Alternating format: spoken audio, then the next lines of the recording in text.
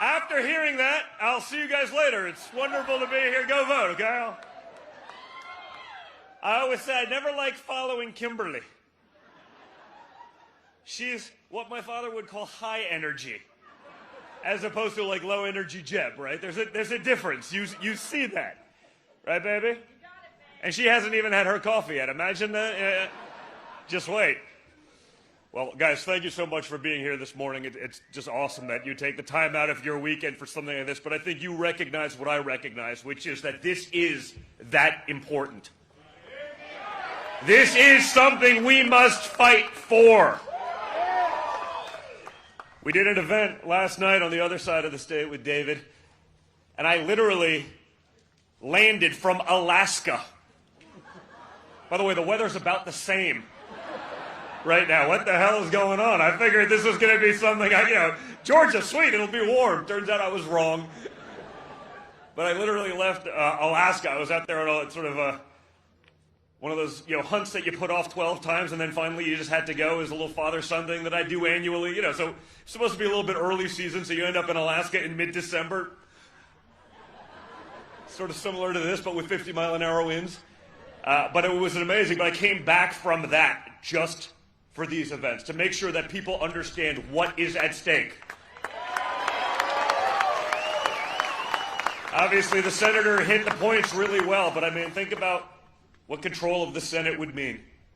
Whether it's packing the courts, whether it is D.C. statehood, Puerto Rico statehood, that means the Democrats would control the Senate in perpetuity. Okay? They'd have a permanent blocking right on anything. They'd be able to, with a packed court, eliminate your Second Amendment, because as we all know, activist judges don't exactly care about the definition of shall not be infringed. That doesn't mean anything to them. It means whatever their political whim wants at the time. And we've seen that.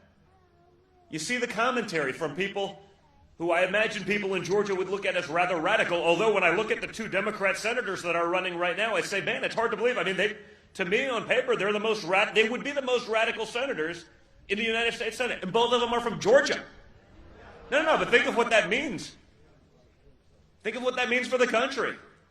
You have people like Mayor Bill de Blasio of New York City saying that everything is on the line in Georgia for New York City, meaning if they get what they want, they win the Senate, they'd have control, Biden would give all these Democrat-run major cities that have been a total disaster, that have shut down businesses, that have destroyed small business, that have infringed on our rights, that have given to every special interest forever, that are bloated, incompetent, inefficient, and bankrupt.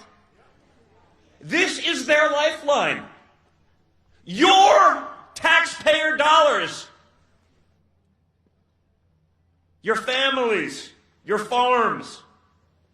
They want that to fund their bloat, their incompetence. He's saying it out loud.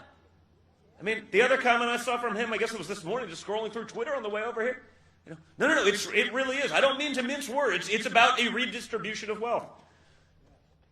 So if you've been working your entire life, trying to live your American dream, they want to take that to give it to someone else.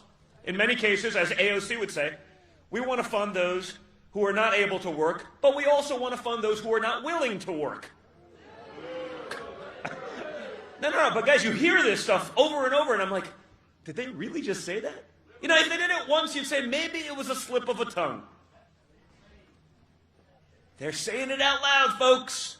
They're not even hiding from it anymore. They have a mainstream media that will do anything they can to act as their boosters.